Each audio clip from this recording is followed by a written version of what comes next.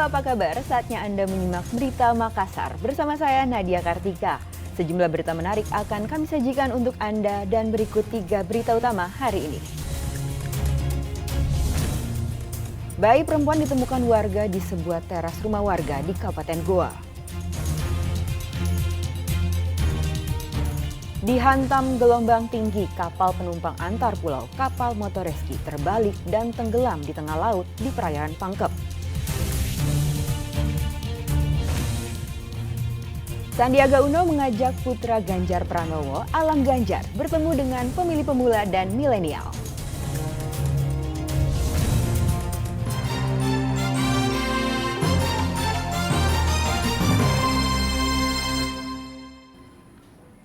Bayi perempuan yang terbungkus selimut di dalam kardus ditemukan warga di sebuah teras rumah warga di Kabupaten Goa.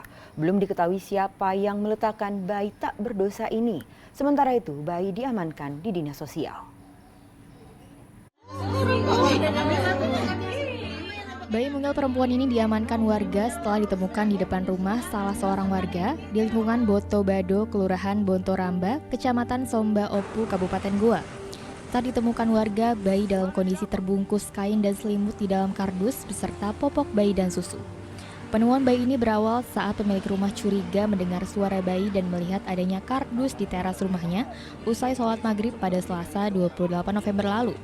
Pemilik rumah kaget karena suara bayi ternyata berasal dari dalam kardus. Penemuan bayi ini pun akhirnya viral di media sosial. Petugas kelurahan yang menerima laporan warga langsung mengamankan bayi mungil ini untuk diserahkan ke Dinas Sosial Kabupaten Goa. Terbungkus selimut dengan rapi, kemudian lengkap dengan susu dan popoknya.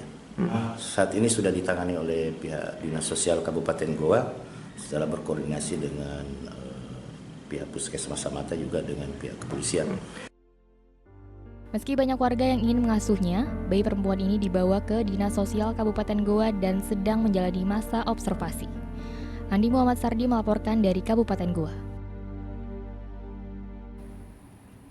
3 orang buruh tertimpa kaca saat melakukan proses bongkar muat di dalam peti kemas di area depo kontainer di kawasan Pelabuhan Kota Makassar. Dalam kondisi kritis, ketiga korban dibawa ke rumah sakit.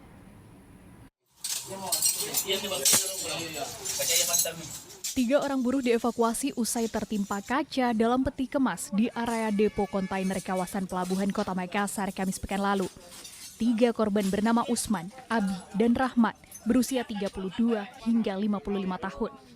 Mereka terluka akibat tertimpa pecahan kaca saat melakukan bongkar muat di dalam peti kemas. Ketiganya kemudian dievakuasi ke mobil ambulan untuk selanjutnya dibawa ke Rumah Sakit Jala Amari TNI Angkatan Laut Makassar.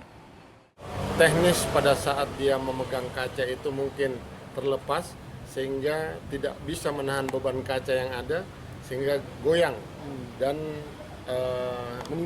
menimpa rekan kerjanya di sebelah. Jadi unsur kesengajaannya tidak ada karena mereka hanya bongkar muat biasa.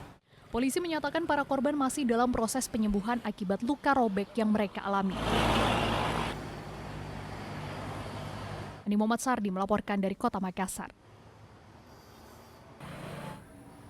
Polisi telah memulangkan 2 orang remaja yang diduga terlibat kasus penyerangan yang berujung tewasnya seorang pelajar beberapa waktu lalu di Kota Makassar. Polisi berdalih keduanya dipulangkan karena kurangnya alat bukti terkait keterlibatan keduanya dalam peristiwa itu.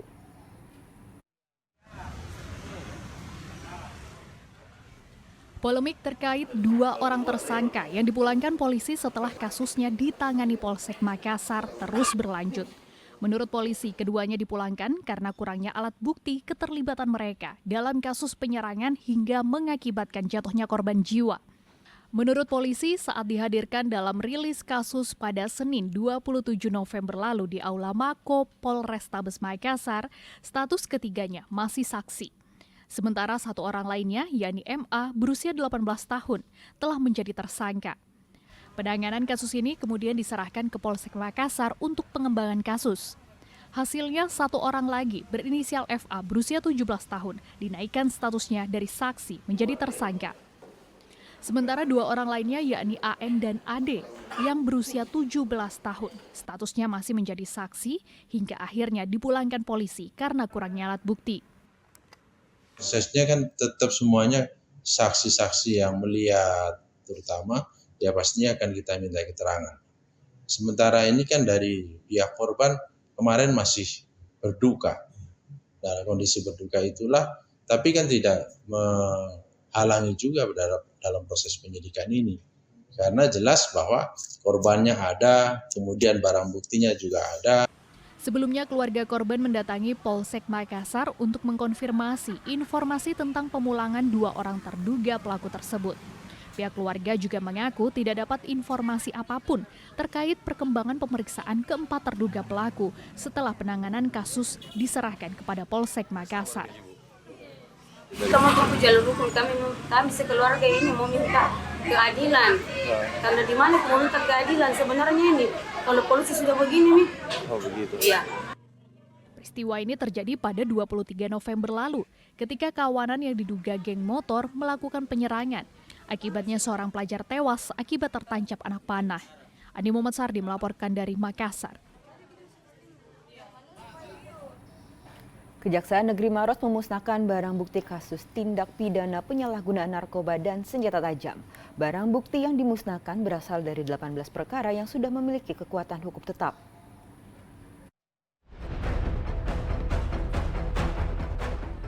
Sejumlah barang bukti narkotika seperti sabu-sabu seberat hampir 6 gram, tembakau sintetis sebesar 5 gram, dan ratusan butir obat keras dimusnahkan di halaman kantor Kejaksaan Negeri Kabupaten Maros pada Kamis pekan lalu.